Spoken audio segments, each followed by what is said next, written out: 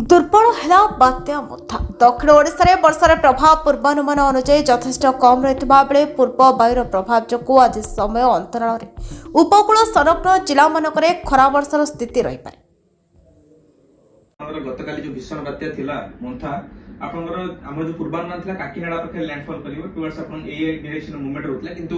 गतकाली जदि देखिबे ता सामान्य रूपे दिग परिवर्तन करथिला एवं नियर टू आपनकर मछलीपट्टनम रो जो उत्तर भाग रहिछि सेठी लैंडफॉल करिथिला एवं लैंडफॉल पर आपन जदि देखिबे इनिशियली जो ट्रैक रो पूर्वानुमान दिया होतला आपनकर एई थारु धीरे धीरे आपनकर उत्तर पश्चिम दिगरे गति करी आपन मालकानगिरी देई जाउतला किंतु वर्तमान जदि देखिबे से आपनकर मालकानगिरी देई जाउ नहीं ताटू आहुरी दूर रे गतिक्रम करूछि एवं ता व्यतीत जदि देखिबा आपन जो क्लाउड मास अछि जदि वर्तमान देखिबे आपनकर तार सब दक्षिण पश्चिम भाग को रहउछि जहां पर ओडिसा रे वर्तमान दक्षिण ओडिसा रे जिला मानकर मध्ये एते प्रभाव पड़िबार संभावना नहीं। गतकाली जो आपन पूर्वानुमान होता सेथरा हम कहि परिबे किछि परिमाण रे आपनकर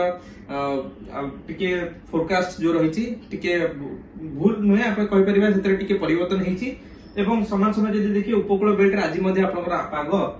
आंशिक मेघुआ रहिछि किछि किछि स्थान रे आपण जदि देखिबे आज मध्ये का भा वर्षा हेबो ता सहित जदि देखिबे आपनकर वर्षा खरा on and off rainfall activity सेहि भली देखिया को मिलिबो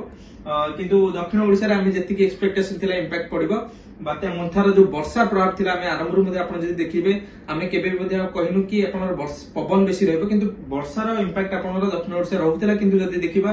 वर्तमान पई तार इंपैक्ट बहुत नेग्लिजिबल रहउची एवं जहा पर हमें कहि परे कि दक्षिण ओडिसा रे बेसी इंपैक्ट पड़ी नाही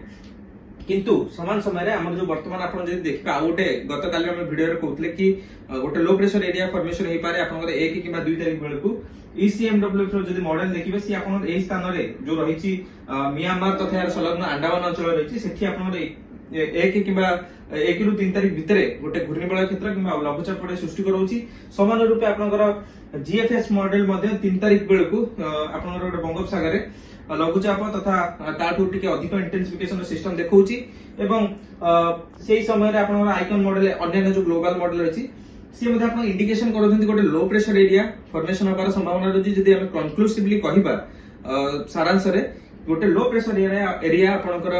1 किबा 2 तारिख बेलकू उत्तर अंडमान तथा यार संलग्न जो म्यांमार अंचल रहिछि सेठी फॉर्मेशन होबार संभावना रहुछि तेबे एहार वर्तमान पई दिग तीव्रता कहबा कष्टकर किंतु हम कहि परिबा कि